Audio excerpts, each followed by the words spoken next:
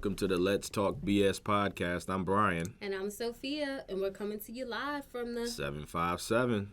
Good morning, Bryan. Hey, good morning, Sofia. How you doing? I'm good. It's How good. are you doing? Doing good. I feel like, way we dress, man, I feel like it's like the movie Dead Presidents. Like, we about to go rob somebody. We got the all black hoodies on. You know That's what I mean? funny. Like, we about to come get somebody's bag. Look, I looked outside, and I was like, man, it's dreary outside. It looks bad out there. I was like, I'm about to go record this podcast. Yeah. I'm going to pick up Carter early from school. Uh-oh. Once Jada and Maya gets home, I don't plan on leaving the house for the rest of the day. I heard that. Yeah. I hear you. Today definitely does feel like one of those days where it's kind of like, I don't know, just feels like you just want to relax, be in the house, not necessarily be the most productive, I would say, just kind of, kick it and relax. I mean, we've had a pretty eventful week, not too crazy, but yesterday was a long day, I know, for myself. So today I definitely feel like kind of relaxing. I got some paperwork and stuff I got to look over, so I'm going to probably do that a little bit later myself. Yeah. So I get it. I definitely understand. Yeah, I checked out early yesterday, but it was a great event. Yeah. Yesterday we had... off the bus. Yeah, so yesterday we had an event. It's called Ninja Selling. I think we've mentioned it a couple times now. And it was pretty cool. So the first time we went through it, it was just, us mortgage bankers here at our office, Atlantic Bay. Yeah, and if you remember, we actually talked about it in some of the earlier episodes where we were talking about, changing your mindset and, focusing on your mind. Mm-hmm. And then hopefully, if your mindset is changed, then it'll change your focus. Absolutely. How you move forward. So absolutely, yeah. We offered the class to real estate agents and opened it up for people to come and kind of get some of the knowledge that we learned, so they can change their mindset and hopefully change their business structure. Absolutely. Yeah. So, it was given to us mortgage bankers. We went through it. And so yesterday was a way to kind of give it to the real estate agents because there was a lot of pieces in there, a lot of information that was dealing with real estate agents. So we invited a lot of our referral partners out yesterday and had a session there over at ODU, my old stomping ground. So it was pretty cool. A lot of folks said they liked it. They enjoyed it. They enjoyed the information. They enjoyed, just kind of a different way of going about and looking at things. So it was cool. I had a really good time. Like I said, it was a long day. So I'm definitely dragging a little bit this morning. That's why I got my black hoodie on. So, but yeah, it was cool. It was cool. How was last weekend, and then I guess leading up to yesterday, we kind of did the reverse of what we normally do. But how was your weekend last weekend? Shoot, I don't even remember what I did last weekend, honestly. Okay. I know you was in Charlotte the weekend before, so you probably Correct. just kind of, just relax, chill this past weekend since you were on the road? So Saturday, I had to get up. I had to go to the chiropractor. Then I had to take my daughter to practice. And then I actually wanted to change out, I had been wanting to change out my bedroom sheets and comforter set. Like, you know how you fix up your bedroom to look nice? Yeah. Like, I had my same comforters for a while now. So I was like, okay, I want to change, the color. Almost kind of like spring cleaning, what you do during that time, but not really. So I changed up everything and did all of that. Grabbed some lunch with my teenager, and then pretty much just went home. I mean, I didn't really do anything. I worked over the weekend. I sent out pre-approval letters and stuff. I actually got contacted by 3 or 4 different people, so that was a good thing. Had some things. I think last weekend, I had 3 or 4 go under contract. So okay, that's good. That's good stuff. And I don't usually talk about my contract, so yeah. So last weekend was good. Yeah, that's cool. That's cool. So, but as far as personally, I didn't do anything. I didn't go anywhere. I do want to check out Creed, so I might put that on the, bucket list this weekend. But I just got to figure out if there's any sex scenes in the movie. Oh, yeah. Just make sure it doesn't have that, because if I do go, I have to bring my kids with me. So what is it? You know what is rated? Is it like PG-13? PG-13 it is? Yeah, so PG-13 could potentially have not a full sex scene where but they kissing. I mean, kissing ain't even crazy. You know what I mean? Like, I don't even PG-13. I'm trying to think again. I don't even pay it. As it'll you show become an like adult, relationships and stuff like that. Like, yeah. it'll show kissing. But they ain't gonna show people in the bed at PG-13, are they? I don't know. I don't That's think why so. I need to check. I can't remember. See, I can watch everything. Yeah, that's what I said. When you're at a point where it's like, because I know for me, I don't look to see if a movie what the movie rating is. I did when I was younger. Obviously, even then, I was still watching movies But I probably shouldn't. Yeah, even then, I remember like when we used to go to the movies, if it said rated R, you just couldn't go at a certain time. Oh, for real? At least for me. Oh wow, yeah. Ours was you had to if it was a rated R movie, you had to show ID or the way we used to get around you had it. to show ID when it was a certain time, though, right? Nah, it was just if it was a rated R movie, you had to show ID. But the thing is, what we used to do to kind of circumvent that joint is you could buy movie tickets ahead of time, and so we would have like an adult buy the movie ticket for us ahead of time. Yeah, so if you already had the ticket, then they wouldn't. They would already think like, hey, you've already they would think that you've already gotten checked or whatever. So yeah, we used to go to the movies all the time. Like Friday nights was the thing, and I had one of my hate to put him on the spot. I had one of my buddies. His grandfather was like. He was our transportation. This is before you could drive. This was like, you 13, 14 years old, and he would drop us off at the mall, and we would walk around the mall all Friday from like about 6 o'clock. That was Military Circle. That was the main one. We went to several different ones, but that was the main one. When I first moved here, I went to Military Circle, and I was like, "What in the hood is this?" Yeah, it was a hood. Yeah, we would literally. I'm just thinking about it now. It's crazy. Like we would literally walk around. Like we would get dropped off. So school. Back then would get out, 3, 4 o'clock or whatever, because this was middle school, and even like my freshman year in high school sometimes too. But we would get dropped off like, after maybe around like 5, 6, maybe about 6 o'clock. We would get dropped off at the mall, and we would walk around the mall for 2 hours because the mall closed at 9 every day. Every day. So we walk around from like 6 to 8.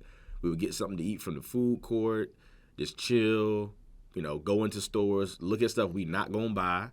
And just kind of just talk, try to see girls, and then we would always finish it off by like typically going to the movies. You know what I'm saying? If there was a new movie that just came out that Friday that was like, everybody was like hyped about, we would go check the movie out. Or there was in Military there was a place called Flipper McCoy's that was right behind. It was like a big like almost like how Dave and Buster's is like right now. You know what I'm saying? And so we would walk across the street to Flipper McCoy's and like play games and hang out or whatever. And then his grandfather would pick us up right around 11. That was like 11 o'clock was like the kind of the cutoff time. You know what I mean? Typically at that age or whatever. But yeah, that's funny. That's crazy. That's crazy. So yeah, I don't know. I don't know. I don't think PG-13 would have sex scenes. I'm just trying to think. But we gonna see because I can't, obviously go into a movie and take a 4-year-old and a 7-year-old. You know what I mean? But Maya, she's older. Yeah, it's a little bit different. She's about to be in high school. Yeah. But the little ones, I'm not taking them to see that. Nah. Yeah.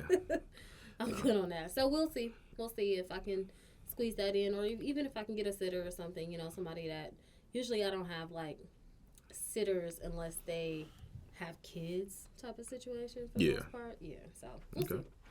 That's cool. What you do last weekend? Yeah, my last weekend. Let's see. I look like a boy in this camera. My hair pulled back. I told you, like we about to go rob somebody, man. But last weekend my son had his last basketball game, so that was pretty cool. Okay. They did well. They was excited. He was shooting shots. He didn't score no baskets this weekend, but he shot the ball a lot. He's progressed a lot. I was talking to the coach after the season, after the game, and we both were like, "Yeah, man, my son had gotten a lot better." So. Throughout the season, and he was talking about like what his son was getting ready to do with sport. And my son's about to start soccer here in about 2 weeks. I need to register Jada for soccer. Yeah. So we already got his cleats. We're doing it through the YMCA. Which location? Off of it's like in the Hickory area. It's like off of Battlefield, like Great Bridge, I guess you could say. Okay. Yeah. So we got him signed up already. Already got his cleats. Already got his shin guards. All of that ready. He had him on in the house, so he's excited. First time? This is his first time playing soccer through the Y. He played at the Virginia Beach Fieldhouse during the summer of last year. He played there with the little kickers. Matter of fact, so when Maya was doing volleyball at the Fieldhouse, one of the very first times that we got there, my son. He had on his Crocs and he had on like a hoodie, and I remember him having his hands in his hoodie, and he was walking like this, and he see the girl, he sees all the girls playing volleyball for the most part. There were some guys out there, but for the most part, it's girls playing volleyball, right? At least at the field house during the time we were there. And then right across from the main courts that we would be at, like 7 and 8, I think it is, the soccer field was right there. And so it was a bunch of little kids over there playing, and they were like, I don't think they were as young as he was, but they probably could have been like 5, 7, that range of age. And so he was like, all right, mommy, I'm going over here with the boys. And, like, literally tried to walk in and go over there without me. And I was like, no, that's not how this works. Yeah, you trying to participate. Yes, he was so excited. Yeah, that's cool. So that's cool, man. But yeah, so yeah, my son, he's ready for football. I mean, not football, soccer. but that is a version of football, right? That's the original version of football. He's ready for soccer. I'm saying football because the coaches, his son is getting ready to start football. So they're doing different sports. But so we took him to his last game. That was cool. He enjoyed himself. And then I went to my parents' house, which was pretty cool. Hadn't been over there in a couple months. So we stopped by there because we actually went to a baby shower. Brooke and I did. So an agent that I work with that's on the other side of the water, she's in Hampton, Newport News area in the peninsula. She is expecting. Her and her now husband, they just got married, are expecting their first child together. And so they invited us to a baby shower, and it was an adult baby shower. So they were like, hey, can't bring the kids. This is something that, they wanted to do or whatnot. So we're like, all right, cool. So my parents' house is actually... shower where they bring kids. You said what? I never knew that you brought kids or that was an option to bring kids to a baby shower. I always thought it was like always no kids. Oh, no, I mean... No, I don't think. I've been to baby showers where there's kids before. I actually been to several baby showers where there's kids before. So. Oh. No, yeah. I never knew that. Yeah. I mean, that's most of the time, like how you said, if you don't have a babysitter and you want to go, you got to have your kids with you. You know what I'm saying? So they just wanted to make sure that folks knew that, not to bring your kids. Yeah. So, but yeah. Anyway, we went to the baby shower. It was a good time. Like I said, we dropped the kids off over my parents' house, who are on the way to the peninsula. So it was pretty cool for them to hang out with their pop and grandmother. We also stopped by my wife's mother, my mother-in-law. It was her birthday this weekend, so we went over there and sung happy birthday to her as well. So that was pretty cool. We got some cupcakes from Sweet Cream, which is our favorite local bakery here. It's black-owned. Support them to get all of our cakes through there. I was talking to Brooke, though. The prices... they've skyrocketed. They've basically doubled. Yeah, they basically doubled. But at the same time, I will say that the quality of their cakes have always stayed the same. And I understand everybody's feeling feeling inflation. Eggs are more expensive, flour's more expensive, sugar's more expensive. So I understand. I get it. But anyway, we went to the custom birthday cakes cost just as much as a wedding cake. I feel like a small, like a mediocre wedding cake. Gotcha. It is expensive. Yeah, very expensive. Yeah. But like I said, I support my folks, man. If I can afford to do it, I'm gonna do it. But anyway, like cake, though. So it makes sense. Yeah. But yeah, we went to. I bought a sweet cream birthday cake for my son. Mm-hmm. We ate like a slither of it, and the rest of it we threw in the trash. Not that it was nasty, but it was really good, actually. But nobody is a cake eater in my house. Crazy. Gotcha. Yeah. I probably just wouldn't do birthday cakes then, right? If you're just going to throw it away, if nobody really eats it, maybe do something else. there's other things that you could potentially do, like a cupcake. I don't know, cupcakes, I would say, or something smaller. They like the excitement of having a cake. Like, my son asked for a cake, like, multiple times. Okay. And so... yeah, you got to give them what they want. Yeah. So that makes sense. My bad. Sorry, I keep cutting you off. You do. You do. But yeah, no, we went to the baby shower. It was a Hawaiian themed baby shower. So we walked in, they gave you a lei. They had a whole bunch of different games. They had music. It was cool. Like it was upbeat. It was an adult atmosphere. They played the games. Had drinks going. What games did y'all play? They had a game where you put a ball between your leg and you had to run. It was a glass, so you had two teams. So you run with the ball, kind of trying to waddle, I guess you could say, with the ball, and you have like your belly with a big balloon, like you're pregnant, and you got to drop this ball into almost like a mason jar kind of glass, and it's teams. So you know once you do it, you go back, the other person comes. So that was pretty cool. Then they also had like a part that I like. It was like name that song. So they had teams of people where it was a DJ that was playing music. And again, obviously with the baby shower, you couldn't say the word baby, right? That was the thing, right? So all the songs had the word baby in it. So you had to describe the song without saying the word baby.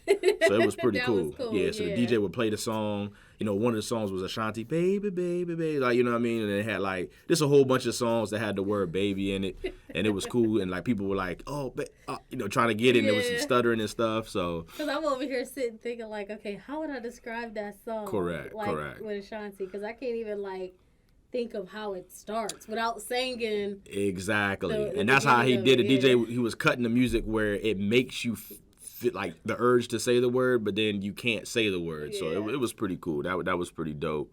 And then they did, what else? I mean, they did like, the belly thing where how big the belly is and you get a prize and stuff. So, I mean, they had a couple different things there, man. Kind of your usual things.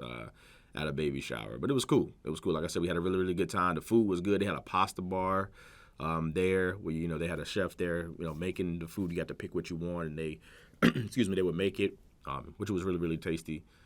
So then after that, Brooke and I left, and we were like, yo, let's go do something ourselves. We don't really get normally time like this, so we attempted to go like the downtown Hampton and like go to our bar and have a drink and get some food or something like that, but that kind of failed because it was packed. Every place down there was packed. The weather was really, really pretty decent this past weekend, so a lot of folks was out. Mm-hmm. So we was like, you know what, let's just go get the kids. So it wasn't like an event or anything. It was just like it was just warm. You know how it is. It's like it's been cold for a while. People been inside, so it's now. I would say spring's not officially here until I think like a week or two from now. But like the weather is saying that spring is here. So I think daylight savings is this. It is this upcoming weekend. Yeah, it's this coming weekend. So, yeah. I actually saw that. I'm excited about that. Yeah. So we don't have to. Yeah. Like I get excited about it going into the winter. Like yes, it gets dark earlier, and then when summer's getting ready to come, I'm like, woo, yes, we can stay out later. Yeah, because sunset's like around like 6 or like around 6:30. So now, like you said, it'll be like 7:30ish. 8 o'clock. As we get later into the spring and summer. Yeah. But yeah, we went to, like I said, we went to the little bar, tried to get in. We couldn't get in, get seated anyway. So we ended up just picking the kids up. Hung out at my parents' house for a little bit. It was pretty cool. Catch up. They were telling us all the crazy things that the youngest were doing while they were watching them. And then kids was extremely tired because as soon as they got in the car, I mean, they nodded out. So yeah, we were tired too. And I went to sleep pretty early that night on Saturday. And then Sunday, we just kind of chilled. I mean, we didn't really do much on Sunday, your normal stuff, But yeah, weekend was pretty cool. Like I said, we had a good time at the baby shower.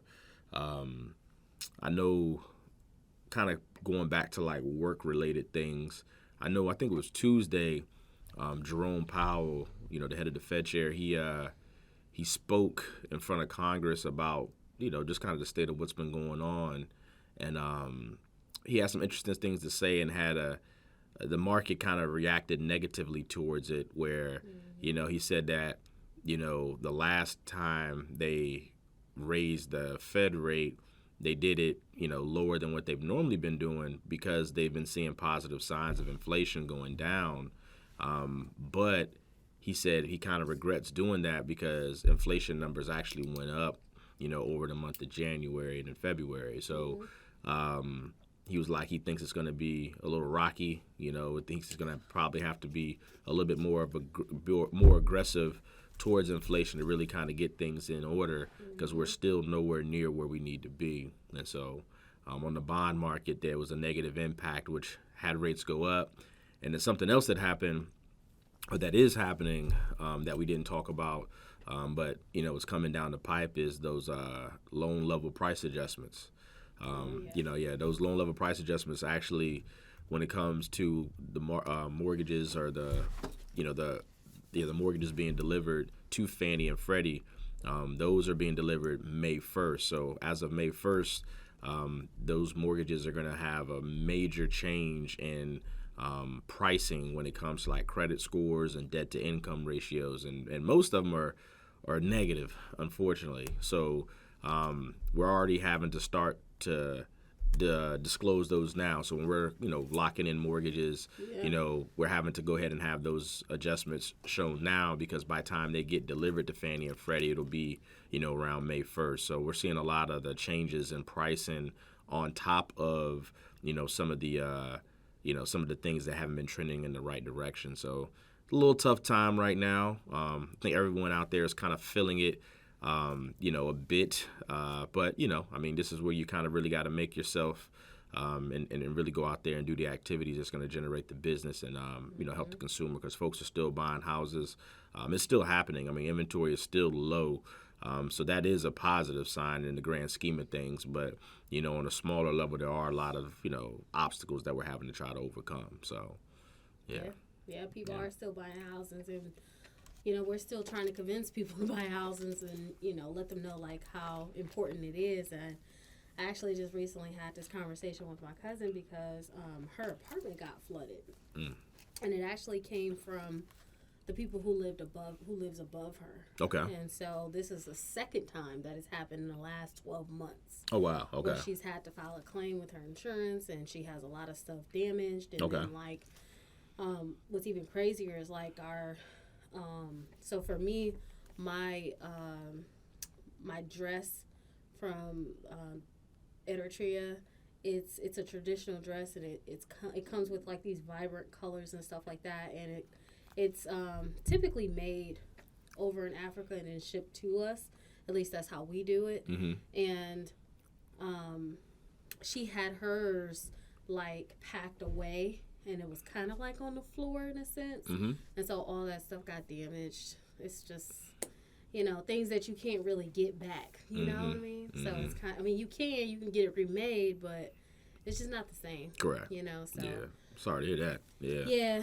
Especially with it, like you said, it sucks because it's not even hers. Issue. Like, yeah, because that can happen in a house that you own too. It can, but when it's harder when it's not something that your issue. Yeah. You look at the apartment complex like, hey, what you gonna do about it? And they're moving their feet slow to get the problem resolved, and also because it didn't not only happen once, but it happened twice. Yeah. In the past. And that months. there's and speaking of that, I don't know what type of insurance she had or the apartment complex has, but they, as a homeowner, there's different insurance policies out there like that can reimburse you for things that are inside of your home. Oh yeah. Her insurance is gonna reimburse her, but she still has to pay a deductible. Correct. Right? She still has to leave her home to go stay in a hotel. Yeah. Until things. I was just talking about rectified. from the aspect of stuff that was damaged. Yeah. That's that's 100%. That all of those things you said, is a part of what happens when, something like that happens in your home. But I was just speaking from the aspect of she can't get exactly the, the garment that she had, but she could at least, get maybe the cost of how much it was, the cost of things that were damaged inside of her home.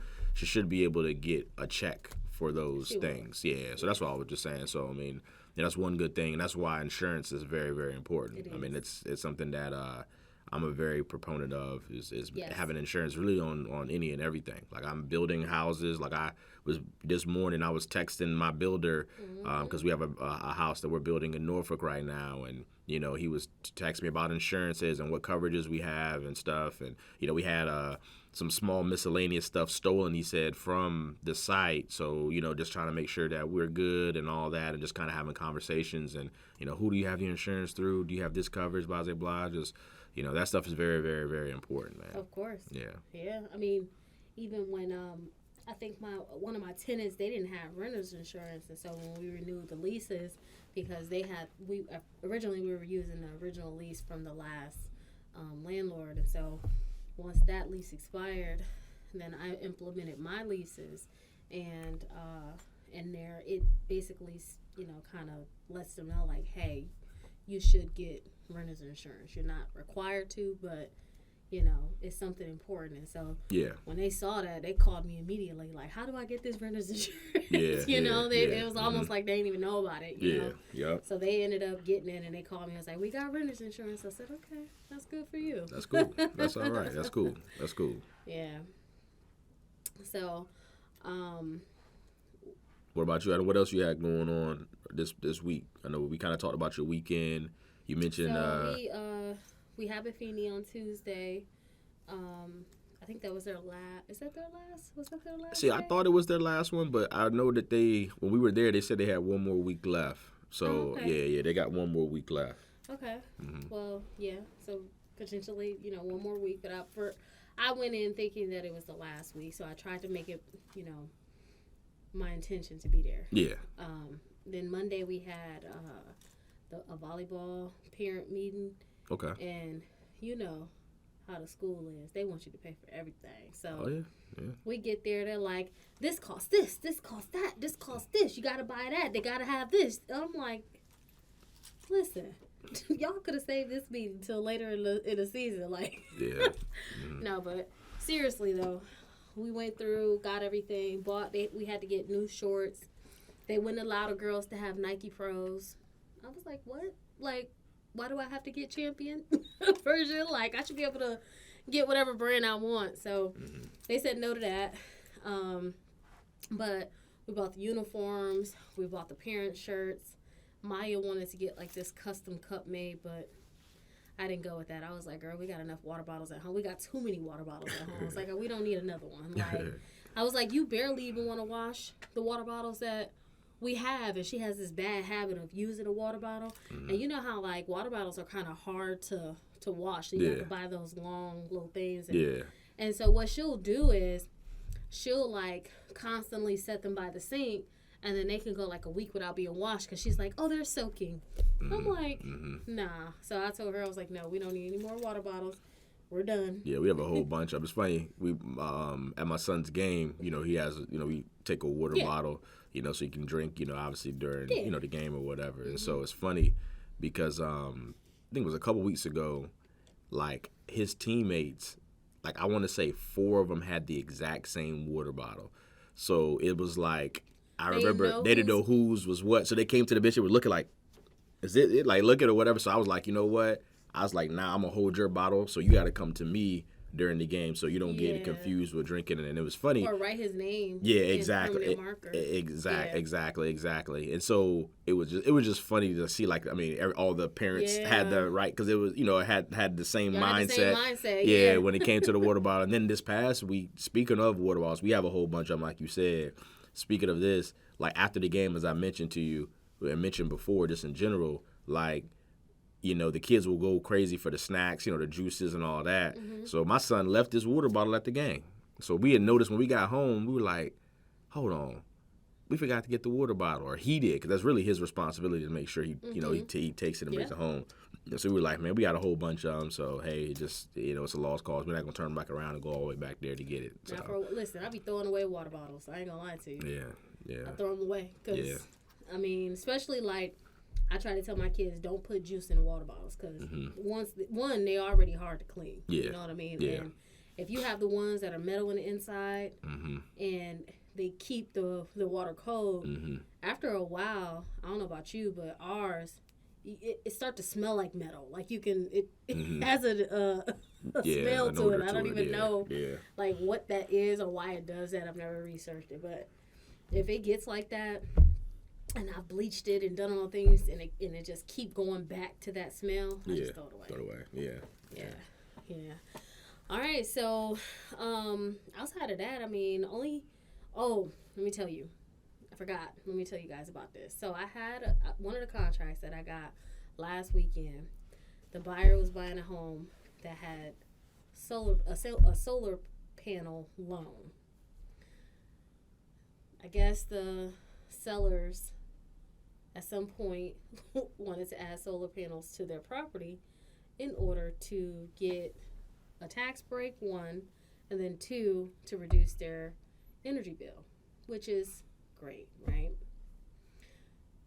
But when it comes time, in the table making. You can I'm sorry. Yeah, the microphone. But when it comes time for you to get ready and sell the property, you have this outstanding loan, and unless you have the money to pay the loan in full, typically it has to go to the buyer.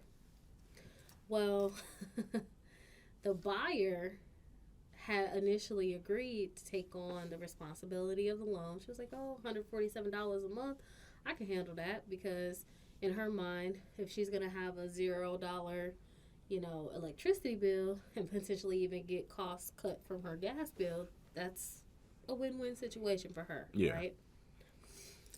So later on in the process, one of the things that she had to do was get the terms of this solar panel loan. And when she got a chance to review it, she didn't agree. So she ended up terminating the contract because of it.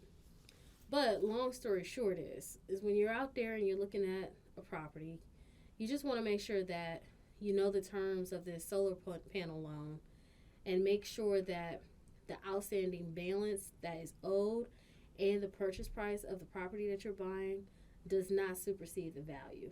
Because what ends up happening is you basically are upside down. You owe too much money on this property, and your home is not worth the cost that it takes to pay off the loan and to pay off the home itself. So that's big, man. Yeah, I know it was a crazy situation, and then the sellers was able to get the tax benefit, but when you sell it, the new buyer doesn't get the tax benefit that you get at the beginning of the transaction. So it's just kind of like one of those things where the buyer just was like, yeah, this ain't for me. I'm going to try to find something else. And I'm not going to lie to you, for us, we can't really advise when it comes to that type of decision.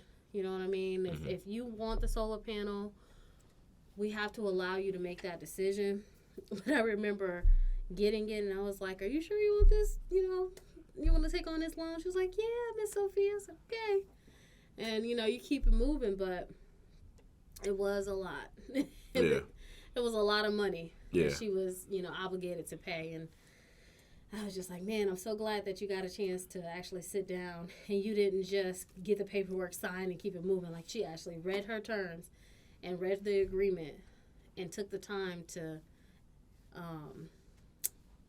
get the knowledge that she needed to make an informed decision about these solar panels. Yeah, them solar panels, man, I've been seeing those around a lot more lately, and I don't know. Like, I'm not a it's funny, it's like a community of folks who really, really are pro solar panels. Like, my buddy, he just got them, and he's like, was explaining to me all this stuff, and I was just like, yo, that don't make sense to me, bro. Like, I feel like he was almost like brainwashed. You know what I'm saying? Like, I was like, I just think it's, again, I know that you get that nice tax benefit for it at the beginning when you first purchase it. When you first purchase them, 26 or 30% tax benefit. Correct. Which is great. Cool. That's cool. It's one time. It's not every year. Yeah, it's a one-time thing, and you're then still paying on the this amount of loan. money that you get, benefited from tax-wise, you're gonna pay well more than that in interest, and then just in general. I mean, just how much they cost. I mean, I've been seeing them mostly about $40,000-$50,000 for solar panels, depending on how big your house is. So, for me, I mean, it's just something that I don't.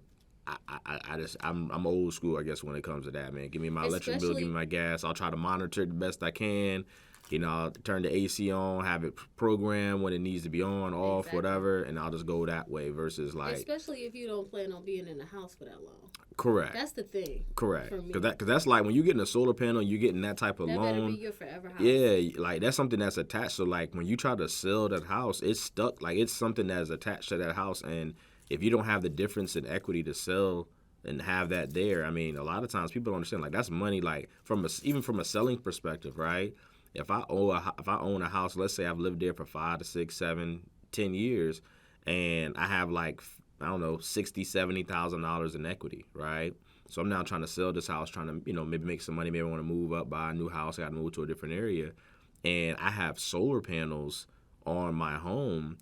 and let's say I don't know, I owe $35,000 now as my balance left on my solar panels. Like that's cutting into my profit because no buyer, no smart buyer is gonna buy that house and not have that be paid through that transaction of sale. So, I mean, to me, like, hey, I done pay my mortgage for 5, 6, 7 years. I could walk away with $50,000-$60,000 because that's where my equity is. Mm-hmm. But now these solar panels that I got that I maybe was able to benefit, a couple $1,000s on or for my bill, for a year or two. Now I'm trying to sell the home. Now I gotta lose $35,000 because that's what I'm paying for those solar panels. So now instead of me walking away with $60,000 for my proceeds from sale of a home, I only walk away maybe $20,000. Right. Like, and that to me is crazy. Like when you think about it like that, like that's absolutely crazy. You know what I mean? It is. And then, I mean, obviously we don't want this to ever happen, but if you get into a situation where the market crashes and houses are below what the value is, you're in even more trouble because you got this loan for these solar panels, and when you get ready to sell, 9 times out of 10, you either don't want to pay, continue to pay on something that's not yours, or the sale of your property is not going to cover both. So that's right. I'm with you on that. I completely disagree because now we live in a world where you usually go through 2 or 3 houses before you end up in your forever house. Yeah. You know what I mean? So unless you know for sure, like without a shadow of a doubt, like they say in court, without a shadow of a doubt, that this is your forever home, it does not make sense. Correct. Now, if you're buying a house that has the solar panels and you don't have to you don't have to make the payment, or that loan doesn't have to go to you, then it's a benefit for you because now you're buying a house that has the solar panels. You may not even have to pay an electric bill, depending on how everything is set up with the grid. Cool, but to initiate it and for you to be the first, they need to have better benefits. I believe that it should be like a whole block situation where everybody on the block get free energy bills, and you split up the cost of the solar panels amongst 7 to 10 people. Yeah. Then it would make sense. Yeah. Because I'm pretty sure that little $200 that you saving for your energy bill, it could be more if your energy bill was more. I feel like they could probably get you up to like $500. You know what I mean? Like, but they're not gonna give you a credit. Yeah.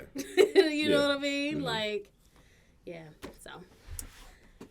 So yeah, that's what happened to me this week when it comes to work. But okay, I know that you have your cigar lounge coming. Like, yeah. That was something I missed. I didn't even mention earlier. Last weekend, Sunday, me and the fellas had got together. Really daily, we're on a text thread, just kind of shooting ideas, going back and forth, trying to make sure that we have everything in place. Just kind of, make sure we have everything accounted for, when it comes to the cigar lounge that we're opening up. We met Sunday. We smoked a cigar, right? So we got in our element. Okay. That's when the ideas start coming to. Yeah, there you go. That's when the ideas start to come. Yeah, we was at my buddy Shaw's house on his back. I don't even know how do you smoke cigars? You said how do you smoke them? Yeah. What you mean? How do you smoke them? Like what? Like what? Yeah. Cigar? Do you smoke them like cigarettes? Well, I don't smoke cigarette. I've never smoked a cigarette before. You never seen somebody smoke a cigarette? I have. You never seen somebody smoke a cigar? No. You never seen somebody smoke a cigar? I can't believe that. We grew up watching the same type of music videos, all that. You've had to have seen somebody smoke a cigar before. Had to. But I guess maybe I never paid attention to the hand movement. I know y'all look like a fish, So you look like a fish? With the circle mouth, y'all. Okay. But I can't. What do your hands do? I guess. You just hold it. You hold it. I don't think there's a universal way to do it. Yeah, you just hold it however you want to hold it. So if you want to put your fingers in there, if you want to hold it like that, you can really hold it. Because obviously a cigar is thicker than a cigarette. Okay. So it just really depends on how you're, what's comfortable for you. Okay. But I don't even know where I was going with that. So just continue your story. Yeah. So we just we got together and just kind of been going over ideas, talking about like, this VIP membership stuff, cost, all the different expenses, the build out, all the different nuances that we've been trying to kind of figure out. Kind of one of the issues with the bathroom, the establishment right now, the way it's currently set up, it has a bathroom, and it's a relatively large bathroom. But we were, saying like, hey, should we, cut this bathroom in half and make 2 bathrooms out of it, or just having this one bathroom, is that sufficient? Because we didn't want to lose more space, because the space itself is not very big, so we didn't want to have to sacrifice space to add another restroom in there if we don't necessarily need to. Yeah. Especially with the size of this particular one. But yeah, we were just kind of going over all the different things, and we're excited. I mean, we're getting some contractors in there here soon to kind of give us some bids on some work. Okay. We got the application was sent to us, so we're going through that, right now. But yeah, I'm excited about it, man. Hopefully. You said you're getting the application sent to you. What kind of application? Oh, because we're leasing the place. So yeah, we have to we have to fill out an application to actually get a lease for the particular place. Okay. Yeah, so we've already gotten that sent to us. We filled that out. The people they said they were out of town this week, so they're gonna review it next week. But yeah, I'm excited, man. I'm definitely excited to see how that's something that I've always wanted to be a part of. Was to have like a restaurant, even though this is not necessarily a restaurant. We'll serve food, but just kind of have something like that will hopefully be successful enough where it'll be there, after I'm here, what I mean? Something I can get to my kids and something that they can kind of like, have. So, yeah. That's what's up. Yeah. That's what's up. Yeah.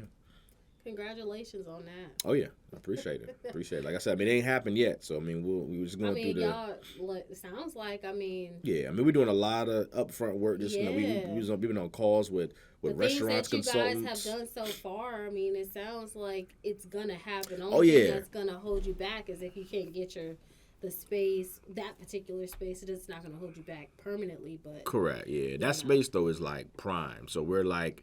It's kind of almost in a situation where if we don't get that space, I don't know if we're going to necessarily do it right now, because, that space is really what got us to thinking about doing it. So it's kind of, it is kind of centered around us getting that particular space. So, but yeah, it's cool. It's cool. Yeah, definitely looking forward to it. Like I said, hopefully, everything works out and we'll get it. But we're definitely going to put our best foot forward. So we'll see. Nice. All right. Yeah. Well, that was... an in-depth conversation about our week. So now we're going to jump into exercise your knowledge. So if this is your first time tuning in to our podcast, we always like to ask a mortgage-related question to see if you know the answer to the question. Don't worry, though. Later on in the segment, we will reveal the answer. But today's exercise your knowledge question is, how many units can a dwelling have before it's considered a commercial property? It's a good question. Yeah, get that question too. I feel like we always talk about, what a single-family home looks like, what a condo looks like, what a, duplex, quad, all these different types of properties look like, but we never really discuss, like, at what point does it switch over to commercial. Because for us, we only deal with residential. So if you know the answer to the question, just hold on to it, but don't worry, we will reveal the answer here shortly. Yeah, that's crazy. I'm sitting here looking at like group texts I'm in with other mortgage bankers. Seem like rates are doing very, very well today. I know today the 10th was something that I know rates did very well yesterday, and I'm getting some alerts that pricing has improved tremendously. So I got a couple. Yeah. I got a couple some people. Examples in there. Someone said they're doing 5 3/4 on a VA. What? But they are charging a point for it, but that's still really good. And so they've progressed. So yeah, I'm after this podcast, I'm gonna be locking some folks in at some rates, man. So rates are definitely doing good. So I'm excited to see that. But yeah, like Sophia just asked or not asked, but brought up that question is a very, very good one. I know a lot of folks didn't even know the difference or don't know the difference between residential financing and commercial financing, and so the amount of units on that particular property dictates the difference of commercial financing, and also how you're applying. If you're applying in from a business perspective and a business name, or if you're applying, personally. Yeah. That also dictates if it's going to be, residential financing or if it's going to be commercial financing. Yes. It's a good question. Yes. All right. So today's topic, we're going to be discussing appraisal. And the reason why this came up is because, with inflation and all the different things that are going on in the mortgage industry, that means that sometimes when we have appraisals done on properties, it can be a little bit different than what the original sales price is. So, for example, I had a contract that was the sales price was $259,000.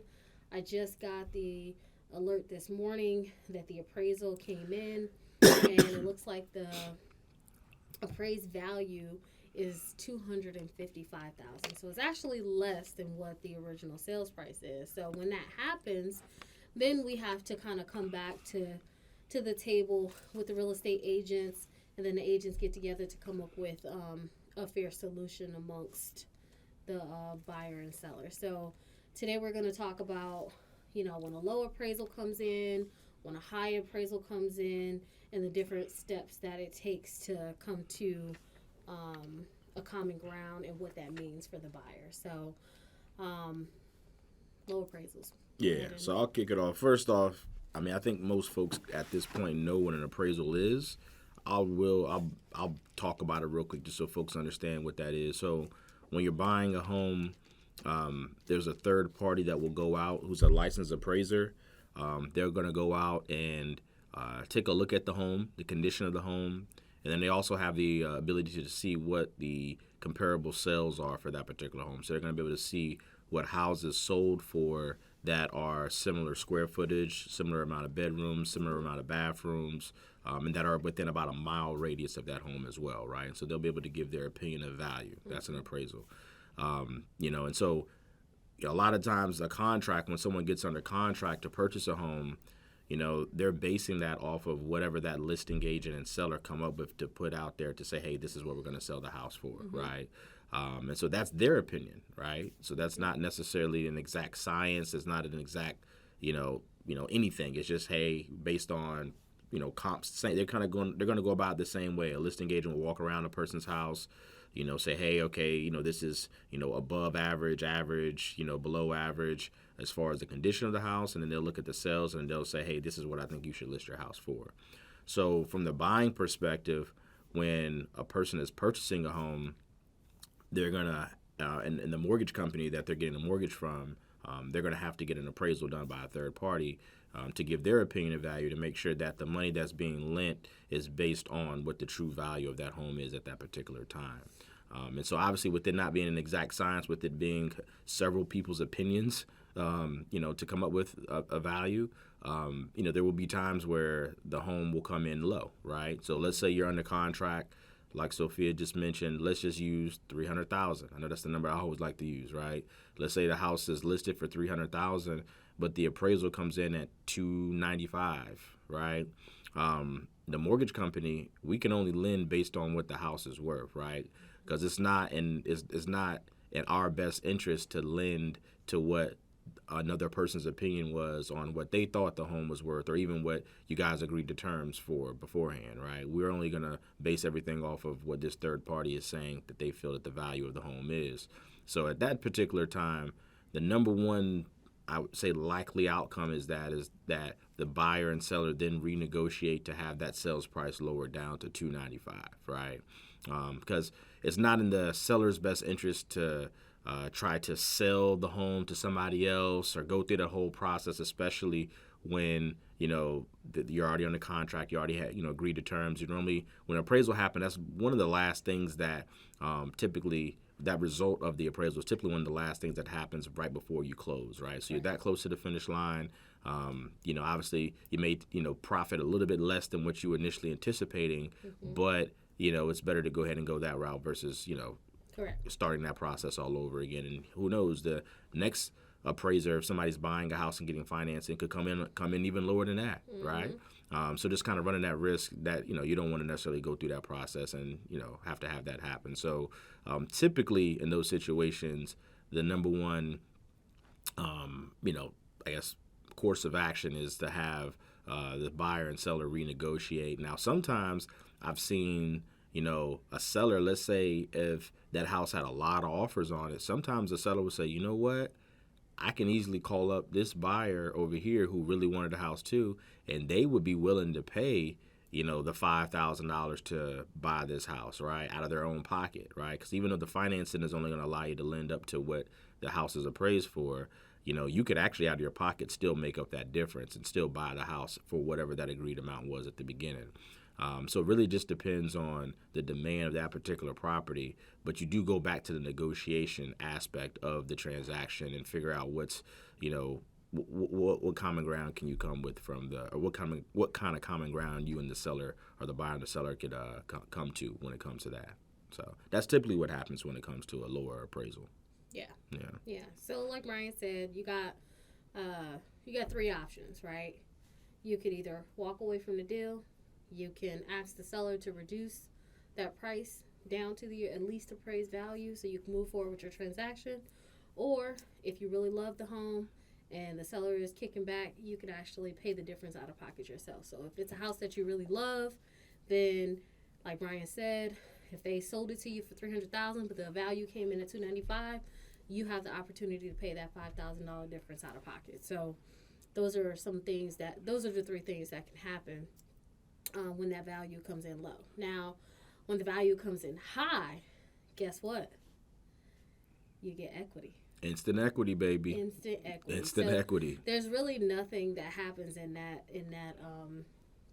situation. So, again, sales price is $300,000. You guys are selling it for $300,000, but the value comes in at $320,000. Then that buyer just has $20,000 of instant equity, on top of whatever, amount that they want to put down, right?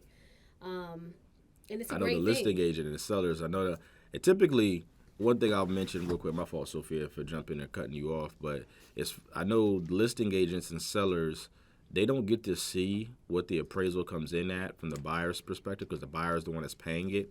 But go ahead. You about to say something? They don't. You're right. Yeah. They don't. I mean, obviously they can ask you to get a copy of the appraisal. I mean, it's up to you if you want to do that or not. But you're not required. Yeah, but you're not required to do that. But I know the listing agent and the seller, if it was like known information in the transaction, you would see a lot of agents getting fired or a lot of agents, sellers being upset with them in situations where, because that's money that's being left that seller could have netted. You know what I mean? Like, so if you are listing a house, the seller, especially if you're going off the listing agent's recommendation, right? So if the listing agent is like, hey, this is what we should list your house for, and that you as a seller are trusting them in that, and the appraisal from the buyer's perspective comes in, like it's different if it's a couple $1,000s. I mean, cause it's opinion. $5,000. Yeah, that's kind of normal. It's normal. Yeah, but if you're like $20,000 off, that's a lot of money.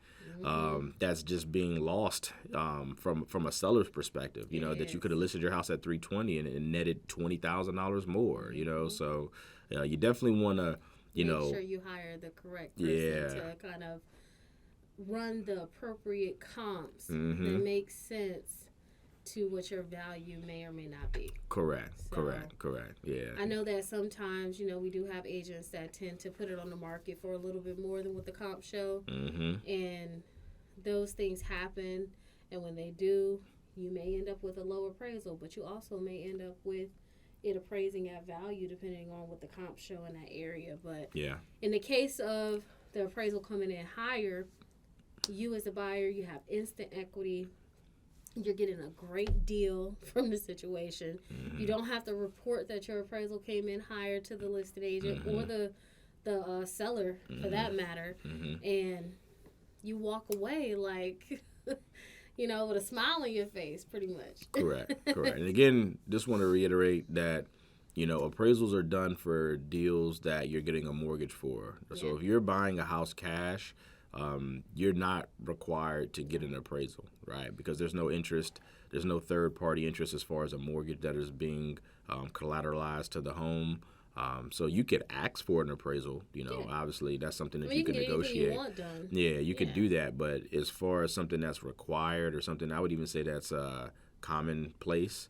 When it comes to buying a home that you're not getting any type of financing for, then you don't need to get an appraisal, or you're not required to get an appraisal. But when it comes to you getting financing for something, you're definitely going to be required to get an appraisal. Because you want to make sure that home is worth what we're lending out for. Yes, so, most definitely. Yeah. So I hope that was some good information when it comes to the appraisals and how they work. Absolutely. All right, guys. So now we're going back to exercise your knowledge. So earlier in the segment, we asked a mortgage-related question, and we gave you guys opportunity to either think about the answer or research it however you wish to do it. Hopefully you didn't research it, though, right? Hopefully you just kind of thought about it just to test your knowledge, right? Let's see if you know it off the top of your head. But today's exercise your knowledge question was, how many units can a dwelling have before it's considered commercial property?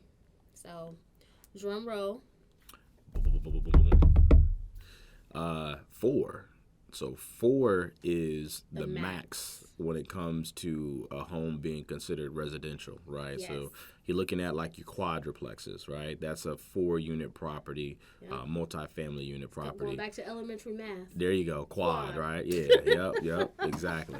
Try, 3. Yep. So it's duplex, triplex, quadruplex, right? Yeah, those are the different terms for the multi-unit properties. But once you get to 4 is the max, for residential finance, and then once you exceed that, then that's when you're looking at, probably a small apartment building of some sort, and then that's when you're gonna have to get commercial financing. And commercial financing is just, it's a totally different ball game from residential financing.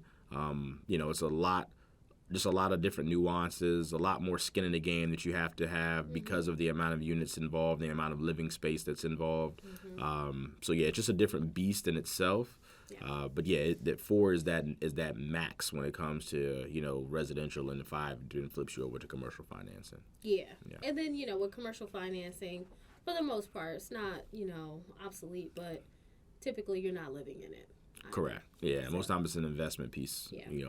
Involved in that in most cases. Most definitely.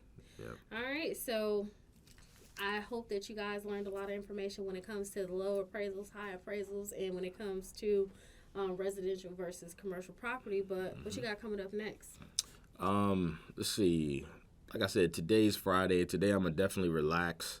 My kids are out of school today, so I already know. Like a work day, teacher work day type of thing? Yeah, well, yeah, it's a teacher work day. That's exactly what it is. Yeah. So they're out of school. Had one of those this week or last week. Last week. Yeah, I think I'm gonna be saying that. Yeah. Wednesday we had a teacher work day.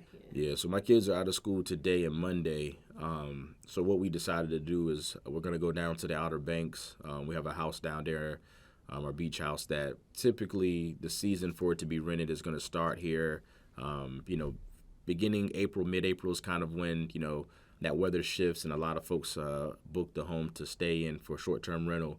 So we typically try to go down there right before the season starts and then also right when it ends, so we don't affect any bookings there. But so yeah, this weekend, because of the kids being out of school, we said it was a perfect time to kind of plan to go down there. So today I'm just going to relax today, do some work stuff, obviously with rates being where they are. You're not leaving today? Probably not. I mean, we talked about potentially leaving today or leaving in the morning. We haven't fully made that decision, but I think, we're probably going to lean towards just leaving in the morning because we're going to stay down there, like I said, until Monday. So we'll probably just leave. Okay. Yeah, we'll probably just leave first thing in the morning today, just kind of relax, pack. Don't feel like we have to be rushed, trying to get down there or anything like that. And Friday is normally a lot more busier on the road than it is like on a Saturday. So, we'll just probably go down there on tomorrow Saturday morning traffic is going to be way better than tonight. Correct. So, yeah. And how long is the drive? The drive from here is like about an hour and a half, so it's not long. Okay. Yeah, it's not long at all. Yeah, it's not long at all. It's a nice drive, nice scenic stuff. Yeah. So we'll probably, like I said, haven't fully decided. We'll probably head down there. I'm thinking most likely. I can be the one to make that decision, but it's gonna be probably tomorrow morning. Yeah, based on how I'm feeling. So then, so that's pretty much my weekend. And we can go down. Look at the weather too. I think that because obviously I didn't check the weather, but when I came outside, I did the finger test, and it looked and it looked like it's gonna rain today. It looked like it does it's like forecast to rain. Yeah, it does look a little dreary. Yeah, I didn't look to see. I didn't look to see what the weather's going to be today, but like you said, it does like an overcast day where you potentially have some rainfall. So, but yeah, that's pretty much my weekend. We can go down there, man, have a good time. The kids, they always say beach house. We want to go to the beach house. So, they're excited. There's some places that we like to eat down there. It's March Madness, so I'm gonna be locked in watching basketball. Having a good time with the family, running around the house, and then getting some stuff. I know there was some stuff that my wife wanted to. Didn't you say something about like this weekend is like MEAC or something? I don't know exactly what that is, but it's had something to do with sports, I'm assuming. It do, yeah. So here locally, all my folks from the 757, there's a tournament. So I'm pretty sure most folks have heard like the CIAA. Oh, right? Yeah, I know you mentioned Charlotte. What that is. Yeah, CIAA. That's new. Yeah, so CIAA is it's the same concept. CIAA is just the name of a the name of a conference of collective schools, right? And so they have their tournament every single year at a particular place where all the different schools come to play in this tournament, and they would normally have like parties and stuff built around that. So it's the same thing here. The MEAC is just the name of the conference, right? And so, the MEAC conference has like, it's changed. I don't even know exactly who's in it. I know Norfolk State's in it. That's one of the reasons it's kind of centrally located. You got like FAMU that's in it. A lot of your historical black colleges are in. I know Hampton used to be in it, but I think Hampton went to another conference now. So you have a lot of like conferences a lot of schools that are around this area.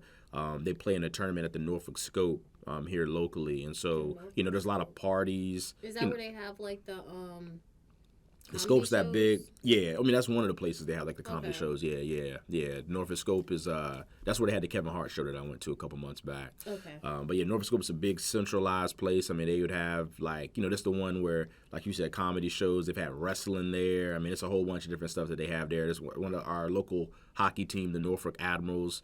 They play there at the Norfolk Scope. Okay. So this starting actually it started this week, but this weekend there's gonna be like a lot of parties and stuff like that going on as well. If only I was 10 years younger.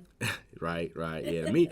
I mean, I remember I went to the CIAA a couple of times, man, back in my day in Charlotte, and then I went to the MEAC. I would normally like go. The MEAC normally has it's normally an all black party on Friday night, so it's probably tonight if they still have that going. I haven't been really keeping up with stuff, but it's an all black party on Friday night. That's gonna be really, really good.